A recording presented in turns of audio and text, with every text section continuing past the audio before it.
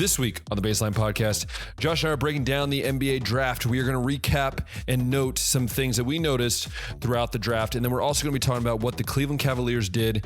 And did they make some smart moves, but did they also make some not so smart moves? All that and so much more coming up on the Baseline Podcast. Hey, everyone. Welcome back to another episode of the Baseline Podcast. I'm Ben. That's Josh. And we are live and well in the dead heat of the summer. We're not really live, but it's in the heat of the summer. I feel alive when I walk outside, and I feel like I'm going to just shrivel up. It's one of those things where you take the dog out for a walk, and you're like, oh, it's going to be a nice, normal 92-degree day. And then the dog goes, I'm going to fake go in the restroom, and I'm just going to go back inside in the air conditioning. I mean, that's basically what the weather is right now. That's the way it is. But we hope you guys are all enjoying this time of year. It is hot, but hey, it's 4th of July. Happy 4th of July. This will come out after 4th of July, so happy 4th of July from Hungary, which is always weird to say, but yeah, it's a little exciting. Yeah, it's been a weird week for me. We got knocked out of the playoffs, so I won't go into detail with that. Just the way we lost, you're up 2 scores, 2 minutes left, you end up losing in overtime. It's tough, but Josh is probably always having a better day than that. But anyways, Josh, what are you doing? Not only what have you been doing, but what are you going to be doing for 4th of July weekend since you're actually in a country that celebrates 4th of July? Yeah, just some personal news. I closed on a house last weekend, so that's New been background coming, right? we New will have a background? new background. Yeah, give it about a month for me to get the keys, get everything moved over there, internet set up and stuff. But With a couple jerseys in the background? Are we going to do like a jersey row? And yeah, I don't know yet. I got time to come up with more I guess so exciting, by designed the and way. specific In the background. comments, congratulate Josh in the comments. Dad, you Yeah. have to be nice, Dad. Be nice. Yeah, yeah, long time coming. I've been shopping around for 7 months, and I've been in one contract already There's that been a fell lot that through. like we've talked about off air that we were always like, oh, we can't say anything yet. We don't know. We don't know. Right. Yeah, And it's a now done we deal finally did. down now, though. If you go on the county auditor site, you'll see that I own the property. But That is awesome. That is yeah, congratulations. That's a big move. thanks. Big move. Yeah, just besides that, though, working a lot to try to get some extra money while things are still getting Sure, it's hot set. though, isn't it? It's probably It is. boiling in there. Yeah, one of the days, I don't know if I said it last week or not, factory was 125 degrees Oh, inside. goodness. I Drank couldn't about handle like that. 2 gallons between the Powerade and I'm the sure the water that they toilets give loved you us. guys. Yeah, a lot of urine, definitely going down the plumbing that weekend for everybody that was staying properly hydrated. I mean, That's that's the true. best defense in that case. Uh, but yeah, a lot of extra money coming in. Just want to be able to have some cash to the side for some repairs and whatnot. Once things do get settled in, I gotta buy a couple of like furniture pieces and other house stuff. But yeah, that's pretty much what's been going on over here. And then as far as the fourth goes, I do have the day off of work. That's my one day off this week. Friend has some family members that Barbecue? got a place the on the lake that we're gonna watch the fireworks over. Cedar Point Nice. does a show that's should be visible from the property. But yeah, some cooking out activities as Oh, well. I miss 4th of July. Yeah. Yeah, Ugh. that's definitely one unique American holiday that Yeah, it won't feel the same even if they try to no. replicate it over I there. mean, I've seen people that have tried, like they have like a American get together, and I'm like, guys, no. It's just it like I'm walking outside and I don't see American flag. It's weird to me, you know? Like actually my dad's flying to Hungary, like probably as I'm editing this, so he'll be here on Saturday. So he's gonna do a week of camp, but I always say it's funny because I feel like many years we've flown out on a July 4th, and you feel so wrong to fly out on a July 4th. You're like leaving the country on July 4th. Feels so wrong and in so many ways. But Hmm. Rebecca always says like, oh, we sometimes should be in the States for July 4th. I'm like, do you though? Like July 4th can be crazy. I know even like our small town, like there's a couple small towns near us that you can see the fireworks and it's great, but then parking, you know this. Parking when you're trying to watch the fireworks at any town is like impossible. It's just you might as well just wait in line for 2 hours after you leave for a 20-minute fireworks show. Might as well It just is do it in your pretty tough. backyard. Might as well just do it in your backyard, you know? Hey, a lot of people do try to do them in their backyard, man. Just have a little fun. Just a American few freedom, here and man. there, not USA. like a professional show, but yeah, it's when all the small towns Yeah. have all the local So firework launches. I will say happy birthday to America. Next year will be 250-year birthday, which to put in perspective, Hungary that I live in right now is over 1,000 years old. So we're just we're just a small country. And just a very young country, but a lot of things going on. I know politically we won't get into that, but what we will get into, Josh, is some crazy NBA stuff that's been going on that it feels like as soon as we got done with the last episode, there was just news galore about the NBA, which you would Yeah. think in the middle of the summer you wouldn't have to worry about, but here we are, Yeah, we had touched on like just what was going on during the finals, and it was weird that there were moves happening that which early. is Just wild. talking about the timing of the way the NBA offseason works, and we didn't I really even know when texted you. the I texted you. I was like, dude, this is weird. I was like, this is weird, yeah, after we recorded, more happened, and then we found out that the draft was like which we just a both couple forgot days about. later. Yeah, We didn't even great job realize. getting the word out, NBA, Yeah, great to all the job. casuals. Meanwhile, the NFL is all about their draft. They market it well. Even the Everybody's MLB, I in knew on I know it. when the MLB draft is more than I do the NBA draft. Yeah, there wasn't a big space in between when the finals got done and when the draft got done. But nevertheless, Cooper Flag, like we said, was first overall Oh, to Dallas. shocking. No surprise there. Yeah. Nico, their GM over there, was saying, this was part of the vision Oh that he boy. saw when they traded Luca. And it's like, brother, you didn't know you were gonna have the first overall You had pick. no Unless idea, it was fixed this way. which does make you ask questions, We've talked about how teams that trade superstars usually get rewarded or incentivized by the NBA with the first overall pick. which is very Maybe, fascinating. maybe Maybe, sorry, incentivized. allegedly, is what we have to say Allegedly, nowadays. yeah, Remember, because it's always like, allegedly. okay, thank you for sending your superstar to a big market team, and because you were Here is willing your to play ball gift. with us, here's your gift, first overall pick. Yep. And I love how they So were still chanting "Fire Nico" as they drafted Cooper Flag. Like that to me is just the greatest thing for Dallas fans. It's just such a Dallas thing. Like, hey, you got a it's superstar. it's definitely like a we'll never forgive you I kind of a mean, trade the would way you that they though? did it. I wouldn't. I'd No, be I like, wouldn't dude, you either. got rid of him because why?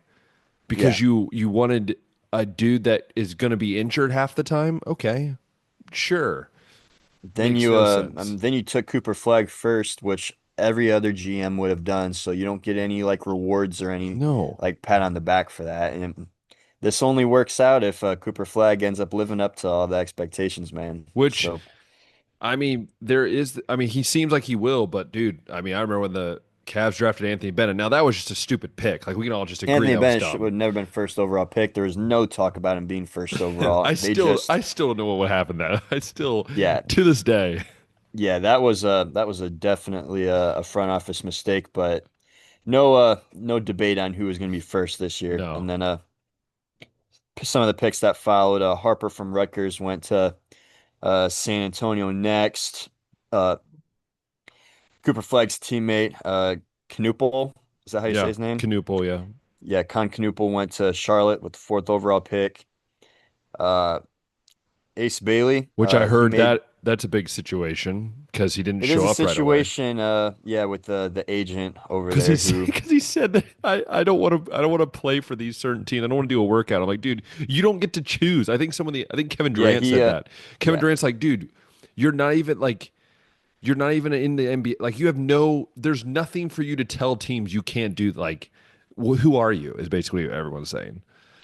pretty much, yeah. And looking into it more, the agent that he signed basically screwed his kid over, his nephew over, like way back was being his agent in a similar situation. And yeah, so hopefully, kid does not get taken advantage of here or given bad advice. It's happened before with this guy, and we've seen it with other guys Oh come in the yeah. league and think that they come in with this sense of entitlement. Other notable names, Walter Clayton, who went off for Florida in the March Madness tournament, went to Utah as well. So if Ace Bailey ever does report, they'll be Well, teammates and then you even out have the there. guy from Duke, the guy from South Sudan, who was the youngest player ever in the FIBA World Cup, Maluk. He got drafted 10th overall by the. I'm trying to think who it was. I think it was 10th overall was the Rockets. Rockets. I think he got traded to the Blazers, though, right? Maluk from Duke, the center, the big boy. There could have been. I don't I don't know. know. The Anyways, draft that I'm looking at doesn't mention any trades, just who took yeah. So I everybody. think he went to the He ended up getting traded to the Blazers, which was interesting, or might have been the Rockets. I don't know. Anyways, but I thought that was very fascinating. Also, a Chinese guy got drafted, by the way.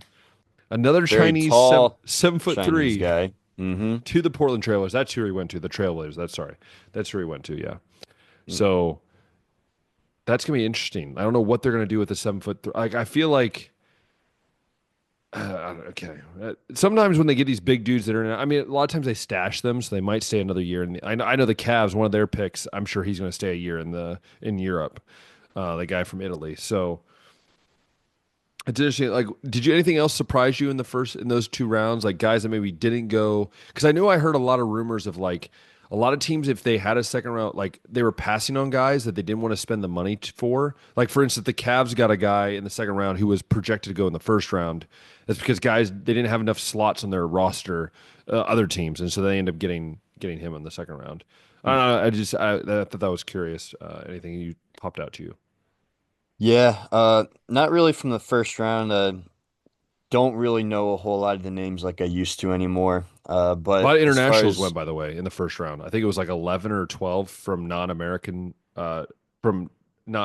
went in the first round, which I thought was very fascinating, very interesting. I guess I was surprised Mark Sears didn't get drafted from Alabama. Oh yeah, it's true. He didn't get drafted. Yeah, at least not with the first 2 rounds. He did get a free agent contract with the Bucks that he signed, but I mean that's one where you watch college basketball and this guy was one of the leading scorers, and you're like, wonder how or what happened there. What didn't like maybe undersized because he's like just under 6 foot, 5'11", something like that. Uh, Caleb Love went undrafted. That's a former North Carolina Tar Heel that was a part of the big run that we had, and then eventually ended up at Arizona. But a few years ago, I would have never thought he would have been one of the guys going undrafted.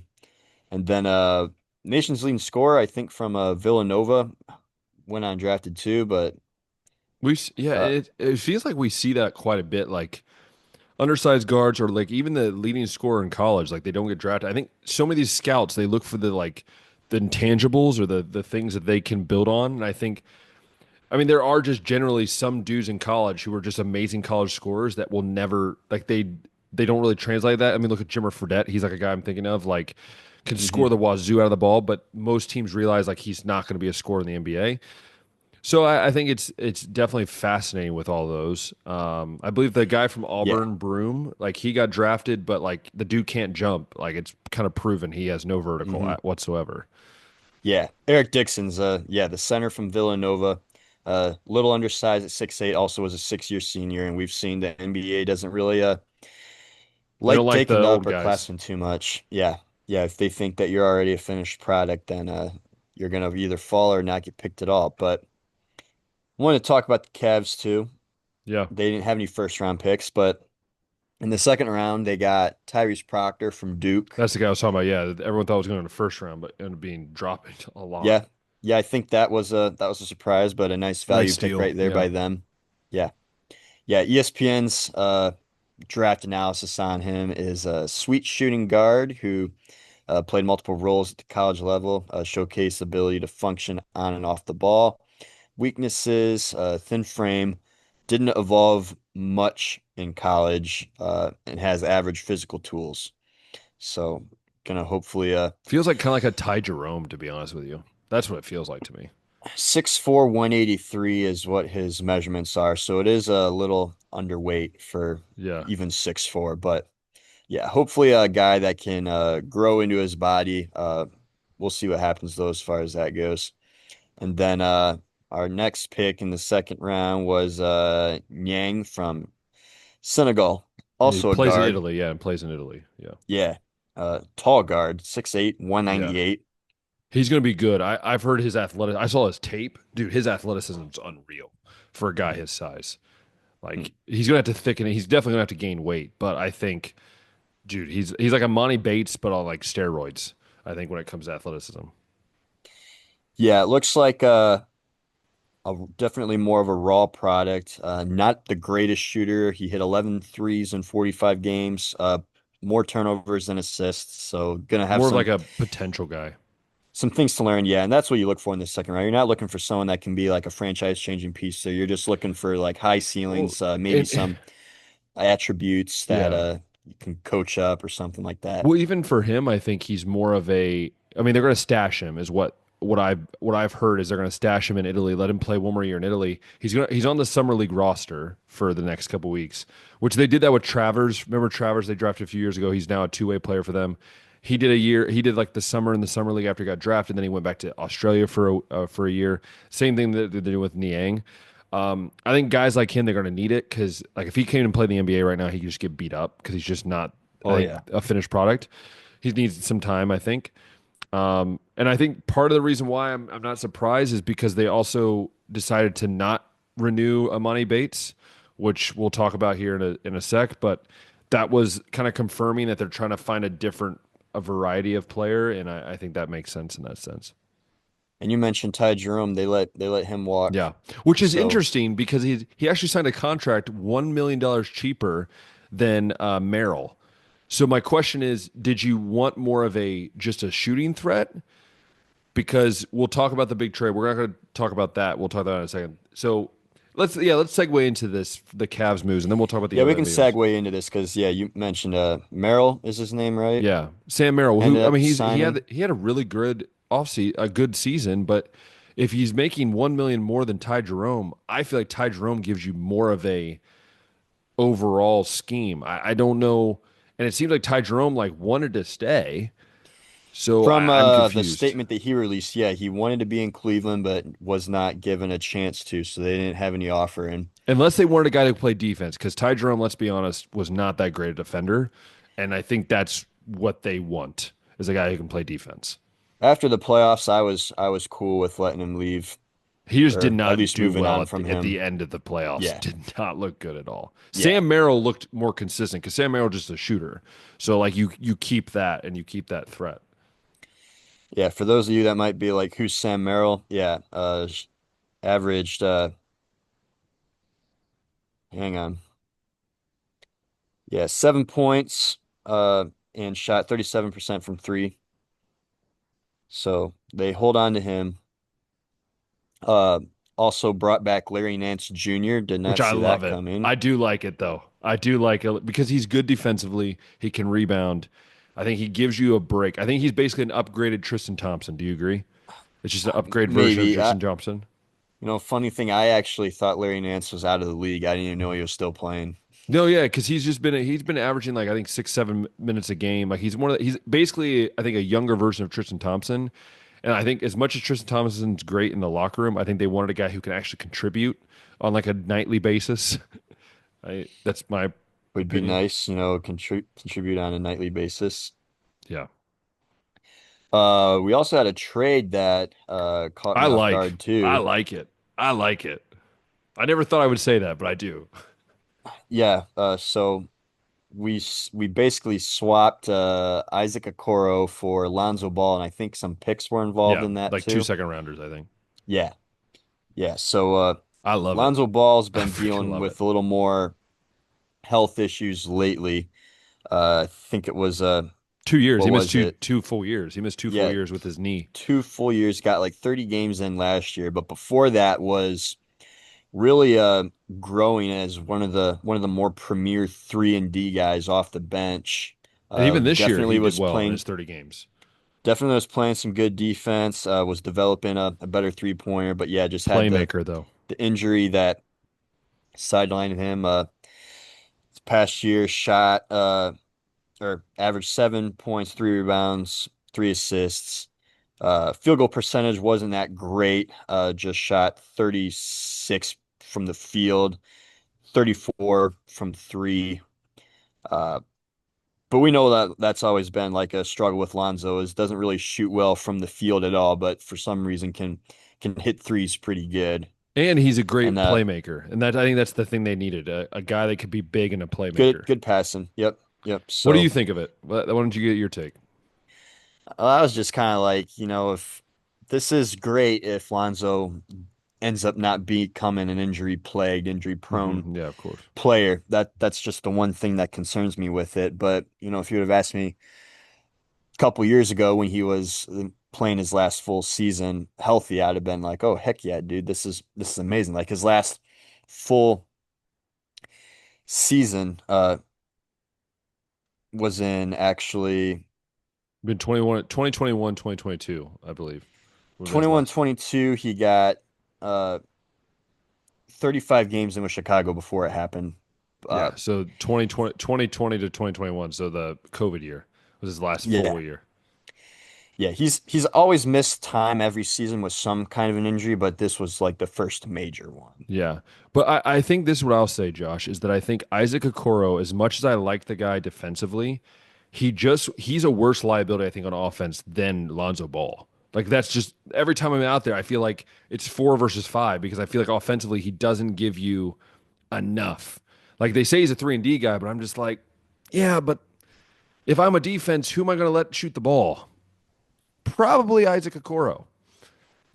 That's just my opinion. I just feel like Lonzo Ball, even if he's healthy for half the year, he gives you a big point guard, 6'6", 6'7", thick. He can play make. He can shoot if you need him to.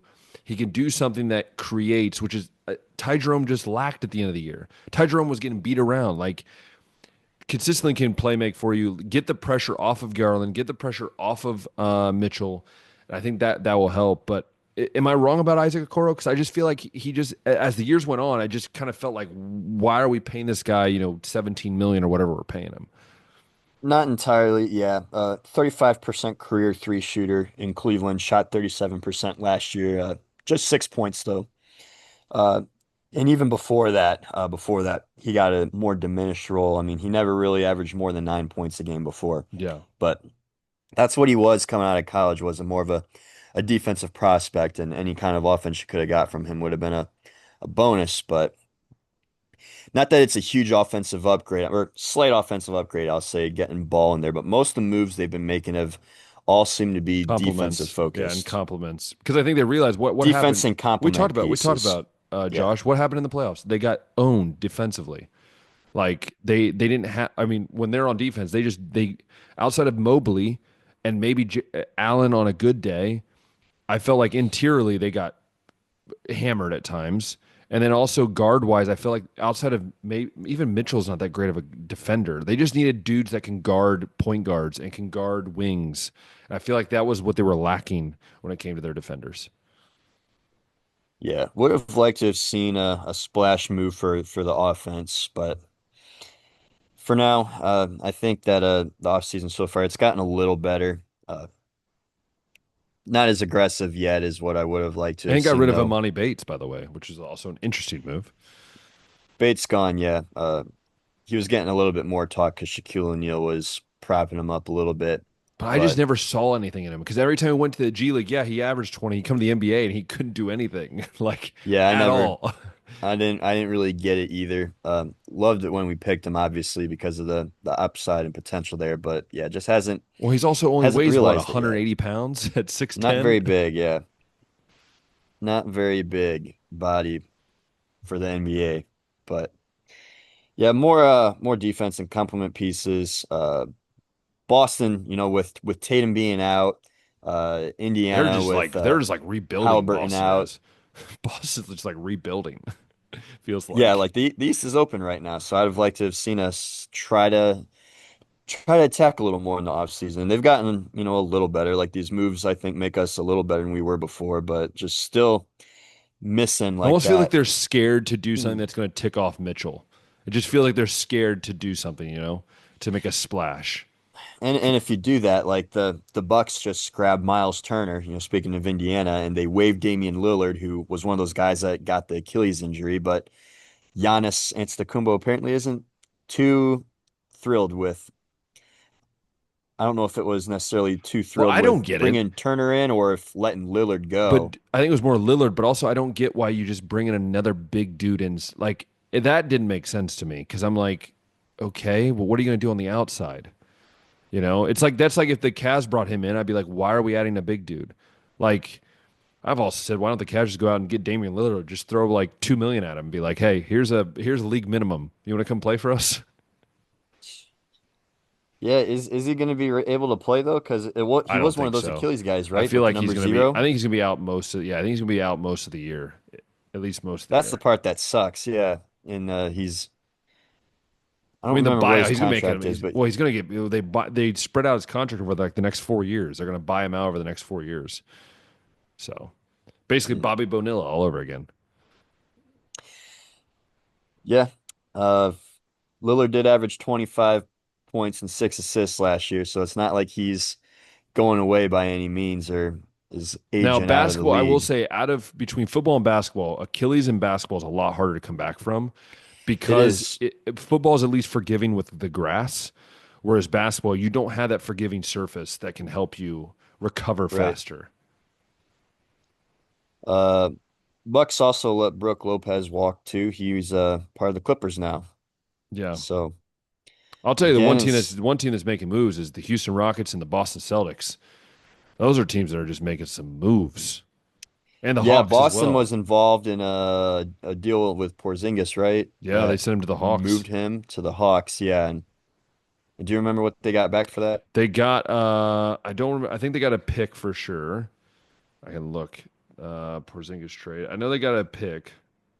I'm trying to find that. Let's see. They got yep. So here's a three-team trade. So they got Chris Porzingis to the Hawks. Uh, they got to Boston. Oh, so sorry. So Boston, Hawks, and Brooklyn. Georges Niang and a second round pick will go to Boston. Brooklyn will gets Terrence Mann and the rights to Drake Powell, who was selected 22nd in the draft. And in Boston will also yeah. So basically they get a second rounder is basically what they get. So Got it. Boston got Georges Niang. Like I okay. Um, the Hawks, I think, won this trade. Like, I feel like if you look at it, I don't understand why the Boston's doing this, but you know, they also traded Drew Holiday as well, so Yep. he's gone. So it's like I don't know what they're doing. It might be like, are we trying to get a better pick for next year? I'm not sure, but so that's an interesting trade. But I mean, to be honest, the teams that are coming out of this is you look at the Houston Rockets, they're making moves. I look at even the Grizzlies. I mean, getting Ty Jerome, making some moves there. You look at the Hawks getting Porzingis. I think adds a threat. So I mean, there are teams making moves, but I think the East is wide open now. The West is going to be a jam job for sure, but Yeah. that's going to be the interesting part. Yeah. East is definitely wide open right now. And I guess the team that I would say is favored besides us would be the Knicks still, and they finally found a head coach. Yeah, Mike, a whole old Cavaliers stomper right there. Yep, everybody in Cleveland's familiar with that guy. First, I got to make the joke that for everybody at ESPN that says that black coaches don't get second chances, Oh my this is Mike goodness. Brown's fifth Yeah, team. I know. I, So it gotta is. gotta say I that he's actually been thought fired a lot and rehired I quite a thought of something bit. because like Stephen A hasn't really said much, and I'm just like, hmm. So interesting. Like, just some of these people are just like, hmm, interesting. I It's would true say though. if besides that, like I had to make that joke, but if I'm the Knicks and we fired Thibodeau, I would have been Thibodeau. expecting a because they got an upgrade coming in, and I don't really know if No, Mike I don't think Brown it's upgrade. is I feel like that it's either the upgrade. plateau or it's slightly downgrade. Personally, We I also just saw a lot of teams reject interview requests. We saw some guys say that they didn't want to why would you be want to deal considered with New for the York, job, man? and so if you are the Knicks, this looks like it was maybe your fifth or sixth I mean, choice. you know, with the certain elections coming up, I mean, he might have to be working for free, taking the bus for free to the arena. Sorry, that's my political joke for the day. If you Not don't too know, far off of that if you one. do not Yeah. know, if you do not know what I'm talking about, just look at the news. That's all I gotta say. Just look at Yeah. the candidate for the Democratic Party. That's all I'm gonna say. New York Um, City mayor election. Yeah, yeah, that's coming up. think But about it. We won't have to have police anymore. We'll have social keepers. Um, gosh, it just sounds crazy. keepers of Oh boy. No, but but I'm really interested to think. I want to get your thoughts on Houston because I think that is a team. Because obviously the Lakers are doing nothing because they're just doing nothing. Like that's just what the Lakers do. They well, they got add Aiton. yes, but dude, Aiton hasn't done anything since like his first year in the league. Like I feel like he has it. Like is that going to keep LeBron happy? Like I feel like LeBron is going to be like I don't know. Like I feel like dude, if I'm LeBron, man, I just walk at this point. I'd be like, dude, take off. But I'm really interested to hear what you think about Houston because I think Houston could sneakily be a top three team in the West right now. Yeah, and funny enough, they were already the second seed with the roster that they had last Hmm. year, and it felt like the fakest two It seed. did. They We both said that in the Yeah, playoffs.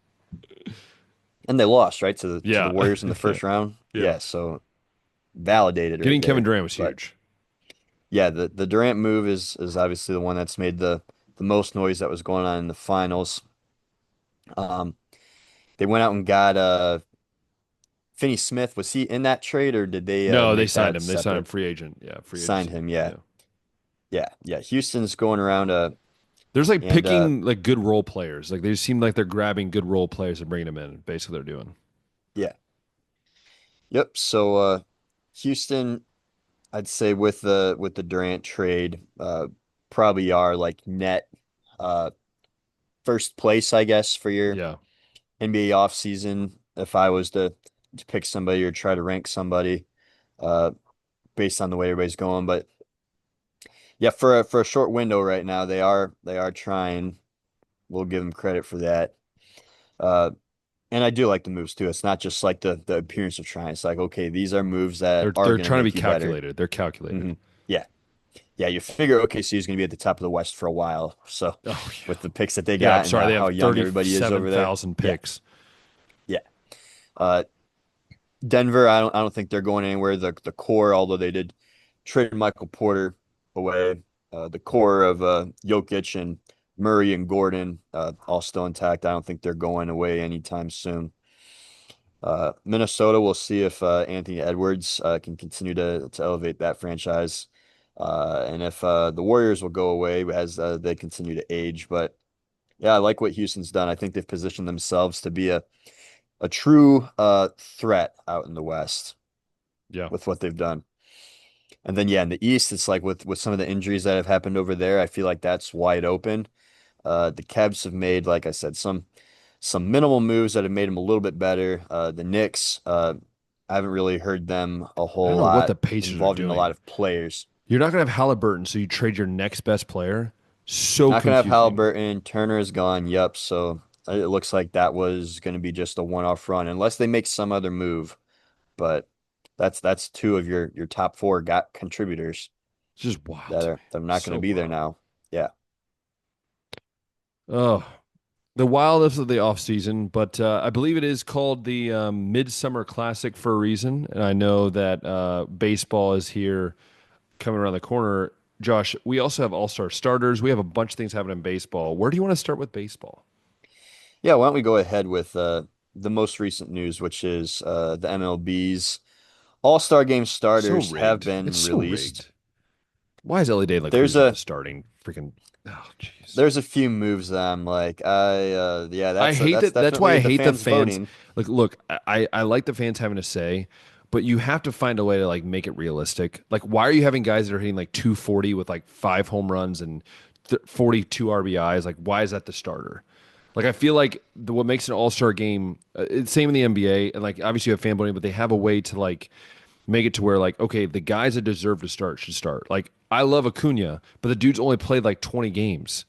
So like, and I know it's more than that, but like the idea is like, why is he getting the starting job over someone else? Or look at De La Cruz, like you look at over. So I don't know. I just that's my gripe. I went The on a National venting League storm. outfield, there definitely was going to be somebody that was going to be snubbed out there just because of how competitive the Yeah, for outfield sure, is for out sure. there. Why don't you start by And reading National League and then you can go to the American League. yeah, we'll start with National League, yeah, Now, and go through the outfield. pitchers and backups have not been announced yet. Those will be announced, I believe, really close to the game. I think it's like a couple days before the game.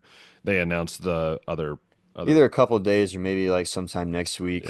But for what it's worth, Acuna in his games back has been hot. He's hitting yeah, of course. 346 with a 1063 OPS, 9 homers. So he's at least got a case. And then Yeah. Pete Crow Armstrong and Kyle Tucker rounded out. But Andy Pajes was somebody that absolutely had a case. And James Wood, who we've talked about Hmm. on our Going to be in the home 23U run team. derby. Yeah, we'll at least be in the home run derby. We'll probably find a place on the reserve Probably be the only spot. But national guy. well, Mackenzie Gore is leading the league in strikeouts, I True. think, still. So that could be another one. But that's your National League outfield right there. Manny Machado at third, Francisco Lindor at short, Stupid. Ketel Marte at second, Freddie Freeman at first. Marte's been heating up lately. He's looking like the best second baseman in all of baseball again, just like I thought he was. Preseason, one of the best players in baseball. And yeah, I Shortstop would have stupid. liked to have seen. I know I put Lindor on our shortstops or at my shortstop when the early voting was going on, but Ellie just had such a hot month Dude, of he's June he's that smoking the ball right now. by a handful of And both sides of the numbers, plate. And yeah, both sides of the plate. by a handful of numbers, he was like one of the top 10 hitters in the month of Yeah. June. And it's So just whatever. it would have been cool if that could have been reflected. I know he'll have a spot on the bench somewhere, but Yeah, he'll probably be the only other red unless Abbott makes it. He'll be the only yeah, red, but yeah. Machado at third. I know Max Muncy was also Machado's having a getting great year though. some votes over there. He just went down with a knee injury too, unfortunately. Oh, and Will Smith catcher, Shohei Ohtani at Shocker. DH. No shockers Shocker. there. That's probably the best at both of those Yeah. positions across the board. Um, so yeah, there wasn't really a many gripes from I me. think just I would have shortstop's liked the to only have. one. That's the only one I had a gripe with, to be honest with you. I would have liked And to have seen Acuna. James Wood in the outfield instead of Acuna. I get why Acuna got there, but still, it's just like James Wood, man. I think absolutely I should have think you had a should spot here. reward guys that have played the whole season. Like I feel like that should be a reward for them. Like you've shown up, Hmm. you've been healthy. That's just Right. my opinion. And get Acuna on the bench. Yeah. Still like all-star caliber, but yeah. Then in the American League, we had an outfield of Riley Green, Javi Baez, Aaron Judge. Dude, Javi Baez is the first player ever to start an All-Star game at shortstop and then start a game in or in the outfield. Is the Yeah, first player ever. And he also, by the way, started in second base. This dude remember when he was like the guy in the middle of the field for the Cubs? Everyone was talking about him, and then he had all these bad years, he's in like 180, and now yeah. he's having a resurgence. I think what happens is when guys get a new position, it's almost like they're starting fresh. It's like I don't have to worry about all this other stuff that you always complain about. I can just be me. And he's in Detroit. No one knows what's going on up there, anyways. So, That's the team with the best record in the American League, but though. I didn't know that unless they post about it. Like, I don't. I know who cares up there. No one Yeah, cares. I was gonna say, I mean, winning does make it a little more fun to play. Yeah, Maybe he's true. playing a little more free too. I don't know. He's He's changed batting his swing up too, by 284. the way. His swing is not as loopy as it once was. You know Yeah, when he he had used to big be a loops? notorious Yeah. bad ball swinger. Like it But was he's very easy to very like strike him short. out. He has a short swing now. Yeah, yeah. Him and Green from the Tigers in the outfield with Aaron Judge. Uh, Shocker. yeah. Infield, we got Jose Ramirez at third, Not Jacob shocked. Wilson at short, Gleyber I'm glad Torres at Jacob second. Chores. I'm Jacob Wilson. I'm glad. Me That's a too. good one. Then Vlad Guerrero Jr. at first. Eh, That's one that I think, like I had yeah, Aranda same. for our Yeah. infield, and I still would stand by that. Rest of the infield, I do like Ryan O'Hearn at DH and Cal Raleigh behind the plate. No Yeah. surprise Oh, there. big thumper.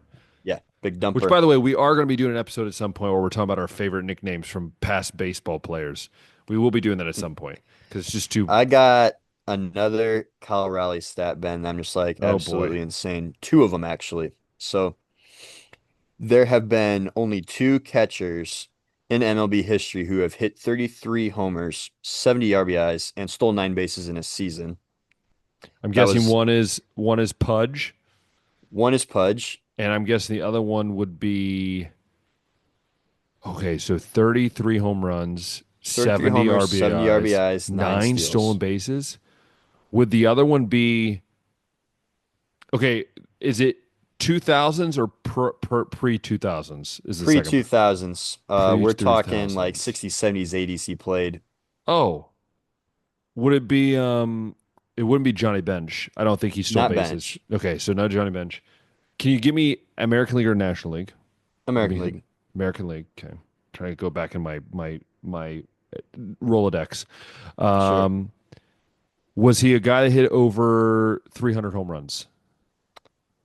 Not entirely sure. I can check that out real quick here I'm trying for to you. trying to play a little trivia here. I gotta get this here. Yeah, it's a if you get the name, I mean it's a little harder, like you got to dig a little bit, but I mean it's still a Hall of Fame catcher Hall of Fame we're kid. No, talking about Yogi here. Berra is too young, or Yeah, just not too Yogi old. Berra.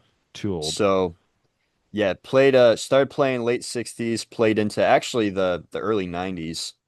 But Early the bulk of that 90s. was like 70s, 80s. Finished with 376 home runs for his career. Yep. So over 300. 376 home runs. What was the team that he played for the longest?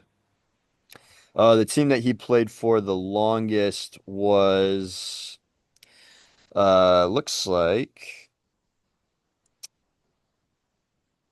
Was I it the think the White Angels? Sox. White Sox. Interesting. Is is it Salmons? Salmons? No. No. Okay, I give up. Second longest team he was with was the Boston Red Sox, if that Oh helps. gosh, that doesn't help. All right, I give up. It's gonna eat me Carlton alive. Fisk. Carlton Carlton Fisk. Fisk, of Like I said, you course. got to reach down a Jeez, little bit more, Fisk but once played you hear it, since you'll be like, '70s to '90s. He really played that long? he played, yeah, Jeez, darn near, what was it? It was a it's like 24 year career in the majors. Wow, at catcher, and all these catchers now can't even catch for 5 years, and then they're hurt. Gosh, these guys back So in the day. Fisk and Pudge are the only two that have hit That's 33 wild. homers, 70 RBIs, and 9 steals in this season, but Kyle Rowley has done that before the All-Star break. Dude, I wouldn't be shocked. I know we said it last week. I think he could do, maybe he'll have like 50, 120, and 20 stolen bases. You want to know another crazy one? Yeah. The most home runs hit before the start of July. I believe Barry Bonds is probably up there. Barry Bonds with 39. I'm going to guess Ken Griffey. So Ken Griffey's got 33. Okay. Mark That's tied for McGuire. third. Mark McGuire's second with 37. Sammy So in a Sosa. three-way tie, yes, in a three-way tie for third is Sammy Sosa, Ken Griffey Jr., and now Kyle Rowley. Now he is slowing down a little bit. I've noticed the last few games he hasn't really been hitting home run. They haven't really been pitching to him the last few games. Yeah, I think I mean he's not that he didn't have respect in the month of June or month of I May, just, but yeah, everybody's seeing it. So yeah. yeah, we're still very early into July right now. It's the third when we're recording this, but Raleigh, I'm checking to see what he's done in these 3 days into this month so far, real quick.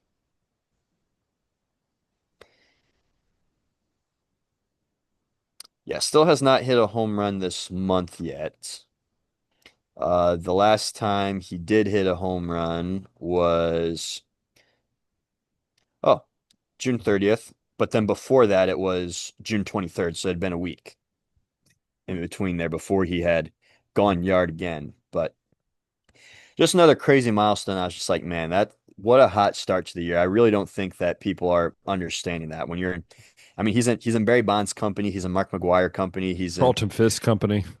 yeah, Pudge Carlton Fisk Rodriguez. company now. Yep. It's So wild.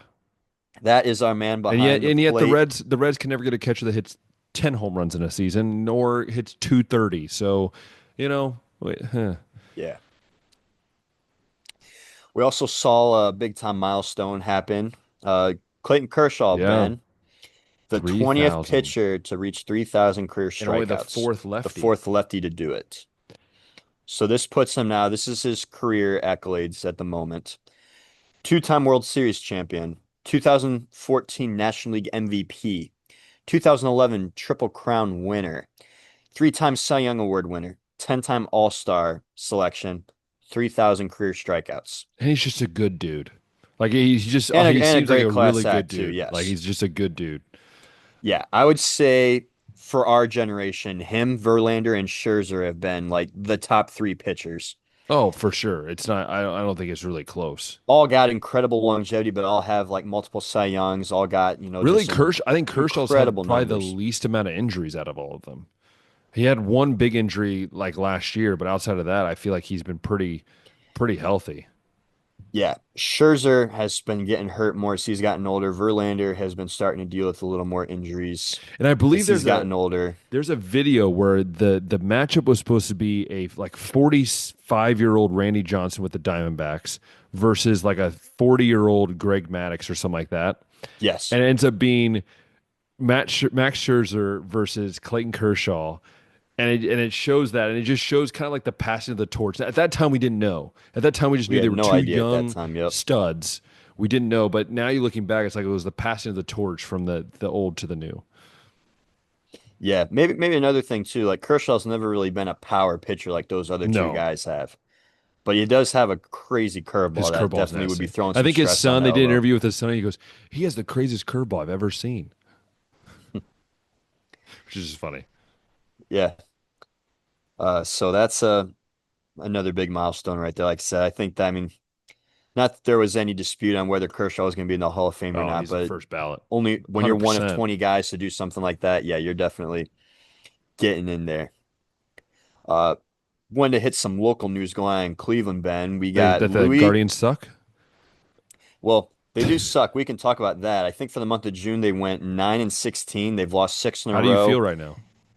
Right now, we're second place in the AL Central somehow. Yeah, you know what the Reds are in? But let me talk about this division right now because it is fun to look at Must be visually. The fun. Detroit Must be Tigers fun. are the best record in the American League at 54-33. Then 12 and a half games back in the AL Central is Cleveland, 40-44. They've lost six in a row. They've lost, excuse me, seven of their last 10. They went 9-16, I think, in the month of June. And if you're like, how the heck are they in second place? It's because the Minnesota Twins suck, are 41-46, and the Royals are 40-47. And you know what is crazy is the Reds are 40, 45, and 42. And you know what place they're in? Fourth. Fourth. Yep. And And yet only we're six only and a half games back of Chicago, though. and a game and a half back of the wild card. If you would have told me that the Reds Yeah. this year would be a game and a half with the way their pitching sucked, I will take it. I will They've take it in had a they've heartbeat. had players that have been pretty good. Like Friedel's been consistent. I've liked what I've seen from Lux. Spencer Steer won, I think, Player of Oh, the Week he's on fire right recently. now. He's just Yeah. carrying the cover of the ball. And then we already mentioned the month that De La Cruz had. They Uh, just, they just gotta get Hunter Green back. He just needs to get healthy. Got to get Hunter Green back, yeah. But want to bring up Cleveland because Louis Ortiz, I don't know if you saw, I heard about this. one of I our heard. one of our better starting pitchers this year, which isn't saying much. We're like 20th in ERA, but being investigated for gambling. There were two pitches that were, I guess, pretty suspect that happened on, I think, the 15th and the 27th of this last What do you month. do? Just throw a straight fastball down the middle? Uh, I don't know. I haven't really gotten a whole lot of details. MLB's been quiet. Private investigation, and Because they so don't want another Pete Rose situation. Is what they don't want, yeah. Well, Cleveland's put him on paid leave, at least which until is the never a All-Star good break. sign. Yeah. I when that initially came out, I was like, okay, if it was PEDs, they would just come out and said Yeah, they that. would So have. this sounds like it's either gambling or maybe it's even like a Fausto Carmona situation where he's been here with a fake name and a fake age and birth certificate all this time, and that's gonna come out or something. But nope, it looks like it's gambling related, and we know how the league handles those things. If this ends up being, the case that this was staged, he's probably going to be out of baseball, honestly. Oh yeah, for sure. I mean, look at Pete Rose. They didn't resurrect him until he was already dead. They don't mess around with that. Even when you bet on sports that you're not even in, They but get it's all on the mad about property it. of the Yeah. team, they make it a year. Yeah. So just to add insult to injury to this season, Chase DeLauder is still mashing at AAA and won't be up anytime soon Of because of service course. time Hey, manipulation. but Chase Burns comes up, has a great first outing, and then just gets swalloped Oh, I by the saw that Boston Red Sox. shellac, dude, in that second start by Boston. And then Yeah. Welcome to the bigs, they asked kid. Terry Francona. They were like, "Do you think he's tipping his pitches?" And Terry was basically like, "We'll have to look at it." But you could tell in Terry's I was like, "Well, duh!" Like it's obvious when he's throwing a slider 88 miles an hour and they're cranking it to left field Hmm. at 100 miles an hour. Yeah. Like the dude was just like, I'm like, dude, can you throw a different pitch other than a slider every time? It's obviously not working at this point. And they still somehow only lost that game 12-7, which is still somehow I don't know how they almost won that game. Yeah. Plus because As far Boston's bad. as other slumping teams and maybe surprises, Ben, don't look now, but the New York Yankees are not in first place in the American League East. You know what? That's awesome because the Yankees are suck. Yeah. We hate the They're in a Yankees. series right now with the Toronto Blue Jays, and the Blue Jays have won the first two games, and so by What did we record say? Mm, they're by record tied right now, but I believe they got the yes. tiebreaker, so they're in first And place. we've said this, Josh. We said this at the beginning of the year. No matter how good they are to the start of the year, we know that at one point the Yankees will be the typical Yankees, at least the modern day Yankees, not the old Yankees. The modern day Yankees is basically, hey, we're good for like a couple months and then we're just going to suck. Fascinating division because when we were talking Orioles suck. preseason we were talking preseason. We knew that the Orioles were pretty not aggressive in the offseason. They added some old guys like Charlie Morton, and we're like, okay, well, there should be enough young talent here to still compete with, I was guessing New York for the division because I mean New York's big loss was Soto, but then they went out and got Bellinger and Goldschmidt and Devin Williams and these guys. It's like, okay, they'll probably be competing, and I like the moves that Boston made, getting uh And the young Bregman and guys. Walker Buehler and Garrett Crochet over. But here they are, it has been the Toronto Blue Jays, because of guys, staples that have been there like Bo Bichette and Vladimir Guerrero Jr. Ernie Clement is breaking out this year. Alejandro Kirk is breaking out. Uh, Want to make sure I get these names right here. Um, George Springer is coming back. Yeah. He had fallen off a little bit, but yeah, he is playing consistent now. And then as far as the pitching goes, Barrios, Gossman, Bassett has been a really solid top three of your starting rotation over there. And I had thought that Anthony Santander would be a bigger contributor than what he has. He really hasn't been. Uh, and neither has really Andres Jimenez, the Platinum Glove over there. That's about all he's been able to contribute over there. Nothing with the bat. But Toronto Blue Jays, first place in the AL East. Did not see that coming No, didn't either. preseason, but Tampa Bay's just a half game back of first place in that division too, so they're not entirely out of being able to make a run over there either. And then just kind of rounding out the American League, we talked about the Central. Houston Astros are holding on to second in the American League standings right now. Get not having Yordan Alvarez basically all year long playing. Jose You send Altuve Bregman playing away. left. Jose Altuve's playing left. Yeah, you're like, okay, well, what's going right for Houston right now? First off, Jeremy Pena is one thing that's going great over there. Mostly a defensive shortstop, but this year he's hitting 322. Cam It's one of the Smith. best averages.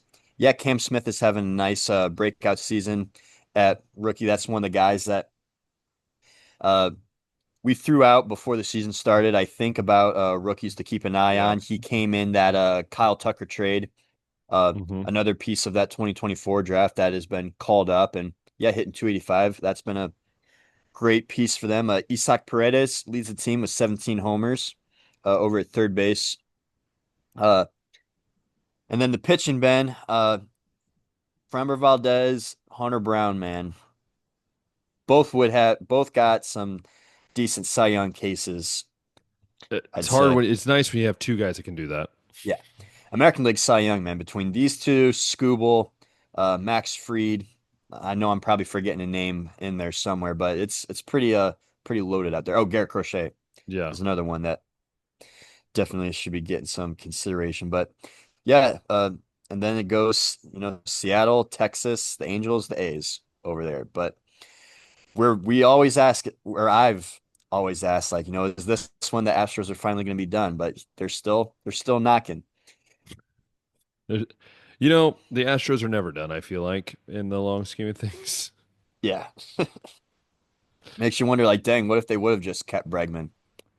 Would have been something. Would have been Yeah. something.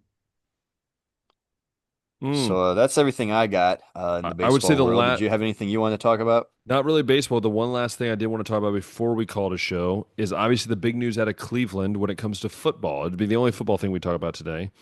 And that is Okay. the most depressing thing for every Cleveland Browns fan that has ever Hmm. rooted for the Cleveland Browns from the time they were a child. Because we decide that in a cold weather climate, the one advantage the Browns do have on a yearly basis that is not physical or talent based or anything like that, we decide that we want to be this new and cool improved Browns and we're going to build a dome. So if you didn't know, the state government basically passed to where now we will be helping pay for the lovely, big, beautiful stadium that's going to be built in Cleveland area. It's going to be a big complex. They're going to call it Brownsville, which is the stupidest name of all time.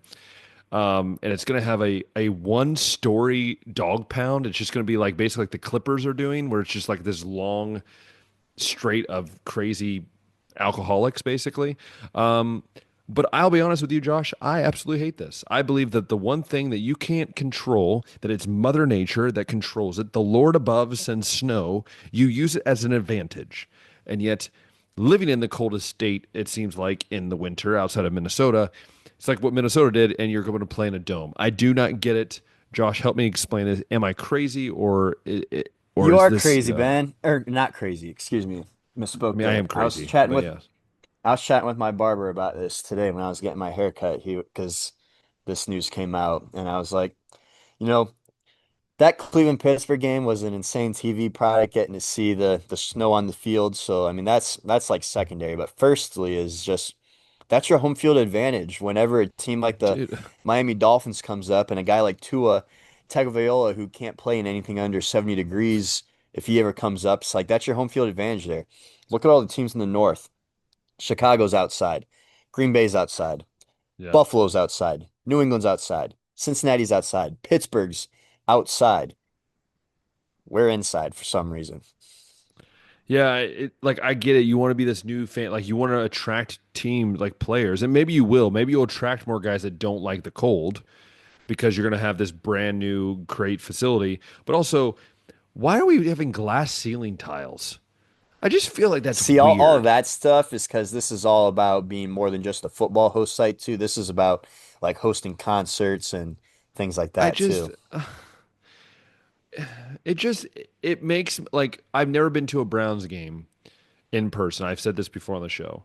And now I feel like I'm going to have to before they freaking who knows what they're going to do with this stadium. You know, like I feel like I'll never get to truly experience a Browns game, and so I don't know. I just feel like if the Haslams believe this is what's best for the Browns, great, but they have a very bad running of spending money poorly. So I don't know. I just think that the nostalgia of Cleveland Browns is seeing Cleveland weather off the lake, snowing, and you win a game by just running the ball. And I feel like now it's gonna be like, oh, let's go play in the heated facility. Like no one wants to say that. Like in Cleveland, like no one wants to go be like, I'm gonna go Yeah. watch a game for the Cleveland Browns. Like you're gonna have all these like non-passionate fans showing up because all the passionate fans are gonna watch out in the parking lot because they want to feel like they're still back at home. I'm just saying Now I will say like Detroit and that is Indianapolis are true. two other like cold Yeah, weather cities true. that got But indoor they've had it for stadiums. years though. They've had But it for it's so always long. been a part of it. Yeah. It's always been a part of it. Like, And we've but been whatever. it's just like, yeah, we've been outside for forever. And Like like look I at said, with Buffalo. this, Buffalo's just yeah. making an outdoor version of their stadium. They're just Yeah, gonna imagine redo how it. Bills Mafia would be if they were just like, yeah, we're gonna make a new indoor facility where It's fans can't come and shovel 4 feet of snow out of the stadium so we can actually have a football game. And just annoying. It's just annoying, but it is what it is. But yeah, that's all I have for today. We'll finish the show off with this one little thing, Josh. What is your favorite thing to do on July 4th? Is it the barbecue? Is it the fireworks? Is it just hanging out with friends around the pool? What is your like go-to enjoying 4th of July? um, Like if you're like, hey, if I want to have my own 4th of July by myself, this is definitely what I'm going to do on 4th of July. yeah, I've had a handful of experiences. The cookouts is probably the most consistent, but I've been at the beach before on the 4th, and fireworks is always a part of it too. Yeah, Uh, so yeah, I think that's something that's that's the one thing I miss, man. I'll yeah, be honest with you. Like if I would love to say this, but I really haven't celebrated 4th of July in like 5 years. So 5 or 6 years really. yeah. So I feel like that's what I miss, like the barbecue. Like I just miss like having that like you go and you're just hanging out like with friends and family and just, you know, eating way too much unhealthy food. That's just kind of the way it works, I think. But anyways, What's your plate like? plate. It's gonna be. Give me five I would say items. I'm not a bratwurst guy. I've never been a bratwurst guy. My dad used to grill it for us. I hated the taste of it when I was a kid. So Brats I'm were gonna always for the adults at the yeah. family cookouts So I'm when we'd gonna have people go over. hot dog with ketchup, hot dog. I'm gonna go just any type of potato chip. There's always potato chips, so I feel like potato chips are on that plate.